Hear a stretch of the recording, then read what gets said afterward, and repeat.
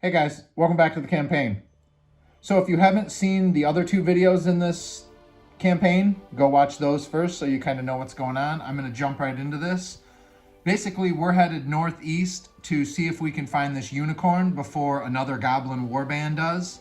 We just learned that they injured a unicorn the other day. They're trying to kill it and take its horn so they can cure their chieftain. Hills that we've been traveling through have given way to a wooded vale. Although most of the forest is untouched, there are several freshly chopped down trees directly ahead of us. This is the point where we start tracking everything to see who reaches the unicorn first and if the unicorn even stays alive. It's currently on 10 hit points. This is my tracker. This is the goblin tracker. The goblins have a chance to have encounters as well. Let's get started. Here's our time tracker. We started up here.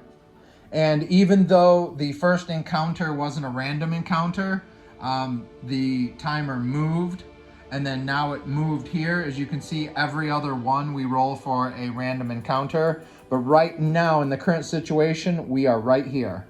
So to start with, Ulrich has to make a wisdom check. Oh, come on. Now, that any other case, that would be absolutely amazing. This is a critical failure. On a wisdom check, you've got to roll under. With the critical miss, we move 0 spaces on the tracker, and we have a complication. There's a random encounter. There is. Since we got the 1, we are going to be surprised by a wandering monster. It gets a free round of attack.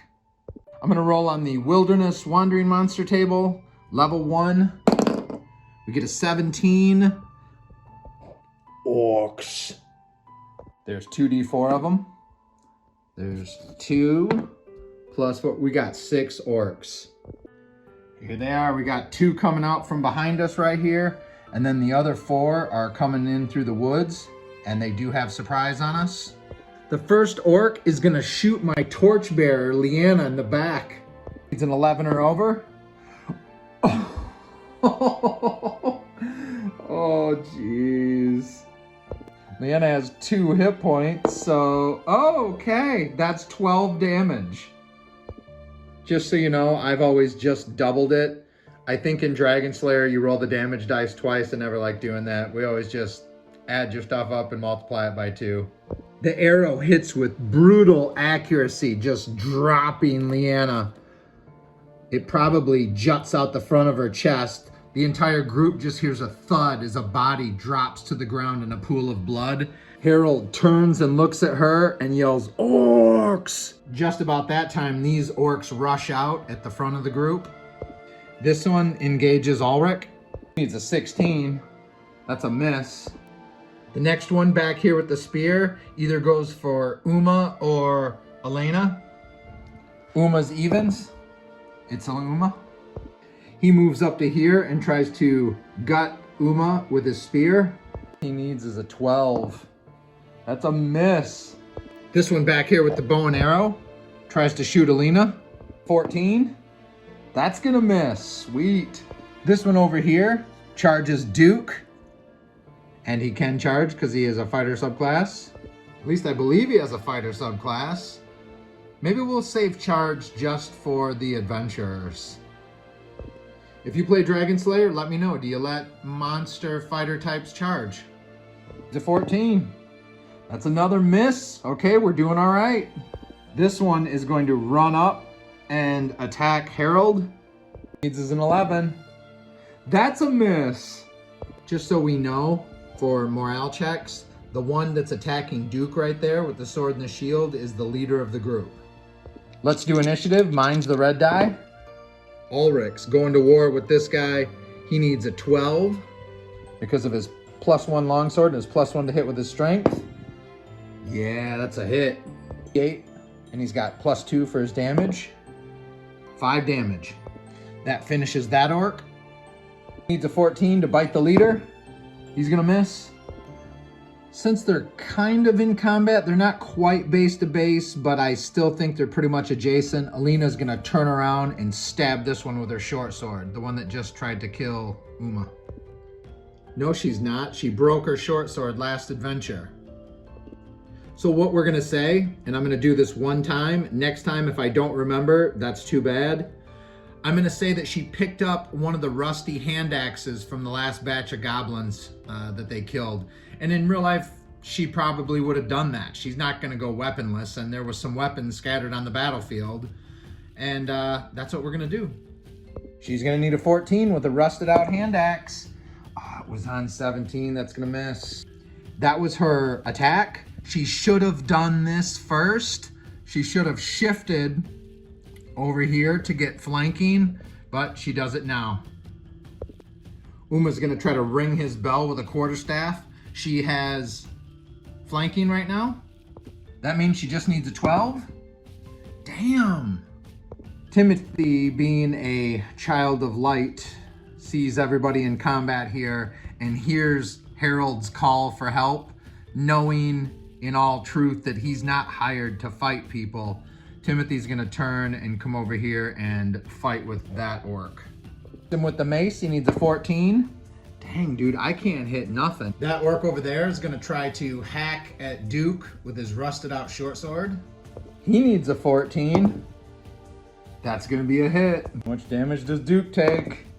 2 damage. Duke's down to 1 hit point.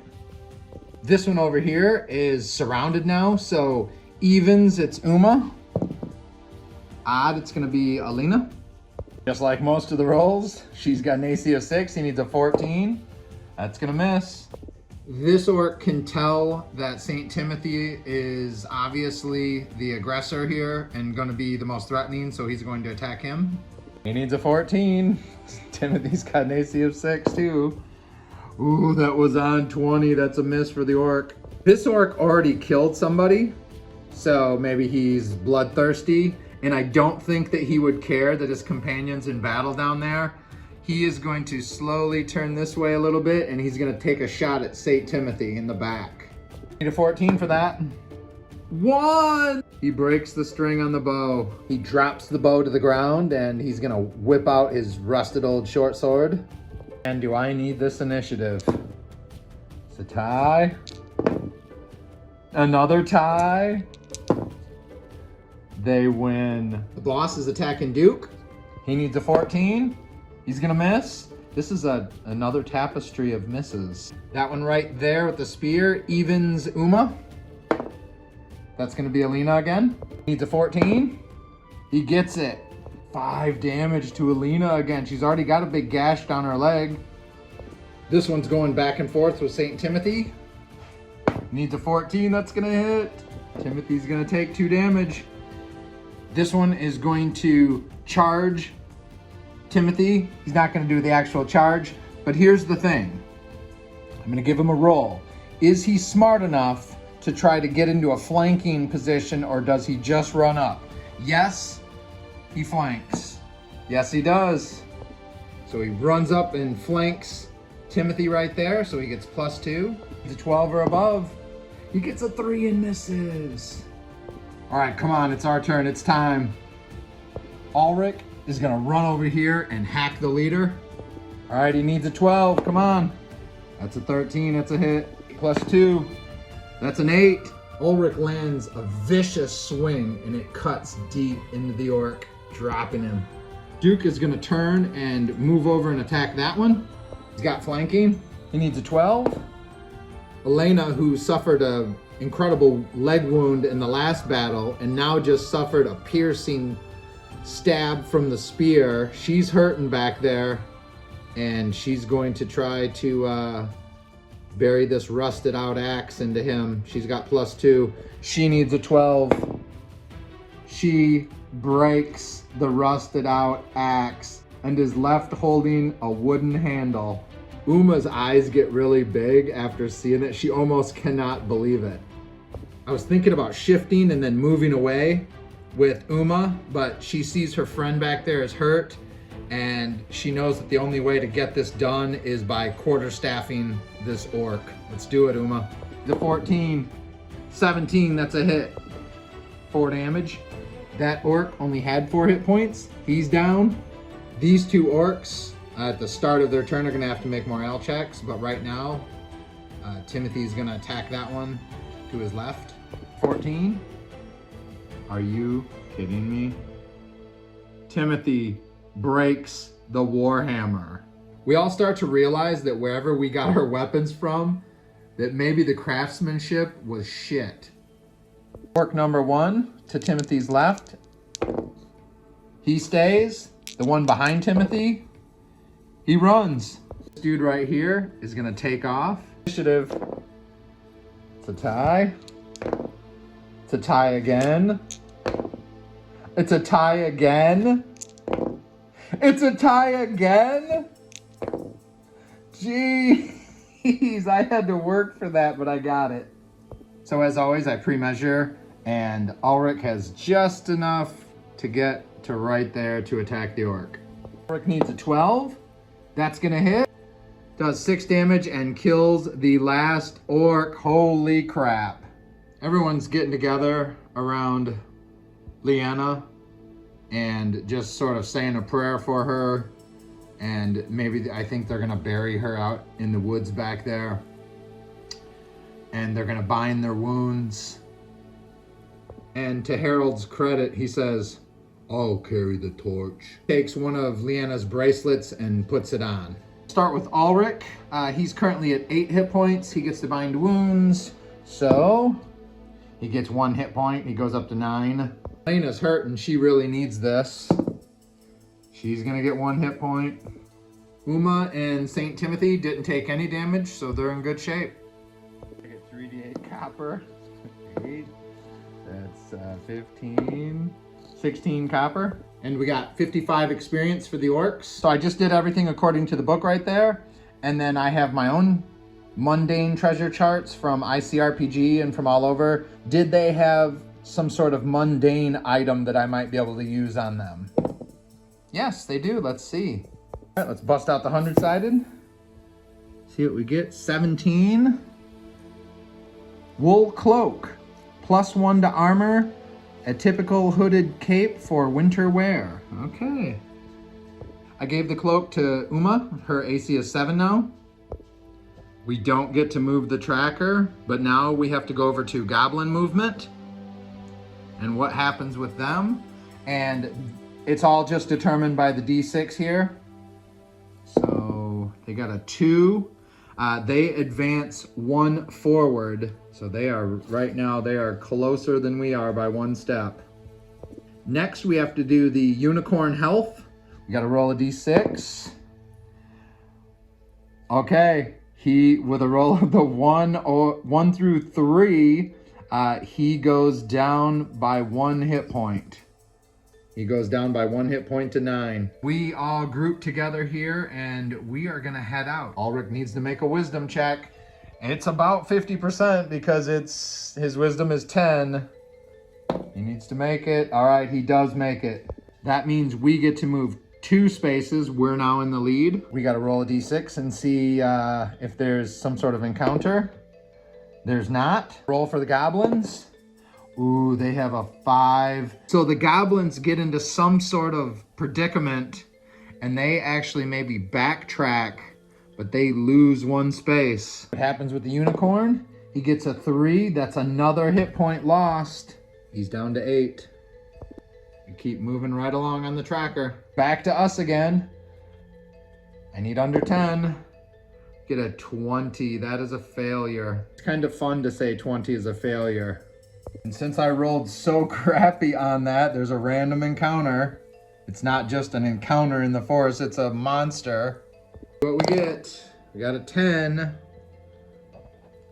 We have a giant spitting beetle. We have 1d3 giant spitting beetles. Of course, there's 3. These guys are out on the trail ahead of us here. Let's see what they're doing. Sided die, that's a 10. Let's see. They are socializing or playing.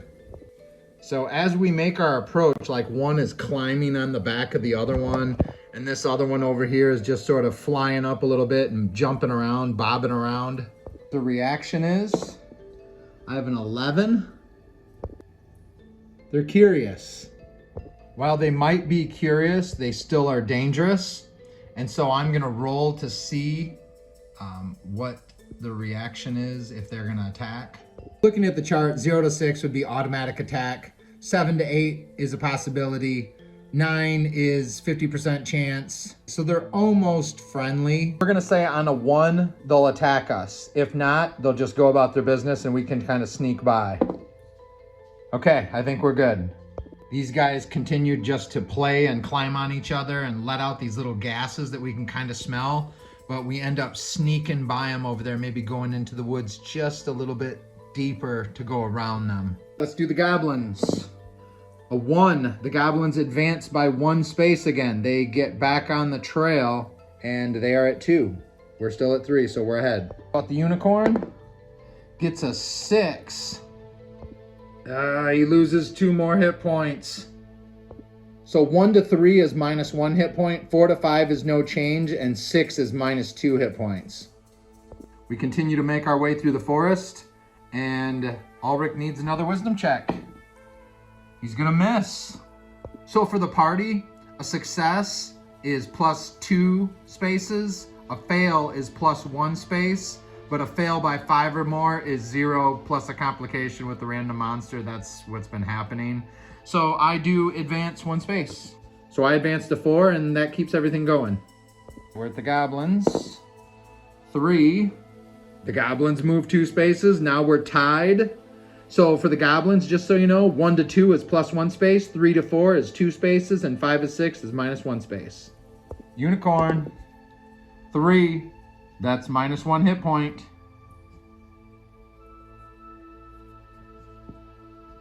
He's down to 5. I don't know if we're gonna get to him in time.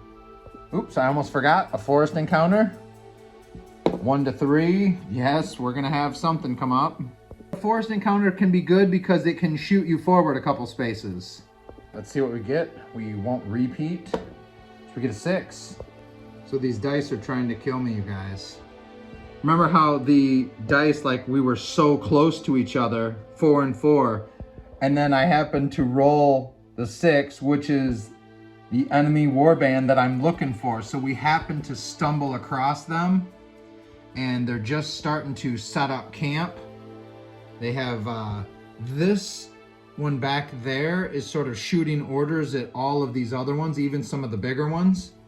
And in the back of the group, walking around with what looks to be a spell book in hand, is a goblin. It's clear to see that he's a goblin, but he's walking on wooden stilts, which makes him a lot taller. He's probably about 6.5 feet tall with the wooden stilts on. And he has these arm extenders kind of like stilts. Everything's made of wood. Everything is covered in old ripped out furs. And he has a pumpkin that looks like he's wearing it to be a helmet of some sort, but he's reading from the spell book and he's observing the forest over in this direction. He's definitely some kind of spellcaster. And guys, this is where we're gonna leave it off right as we hit the enemy encampment. Who knows what's gonna happen? So thanks for watching, guys, and I will catch you in the next one, which should be in just a few days.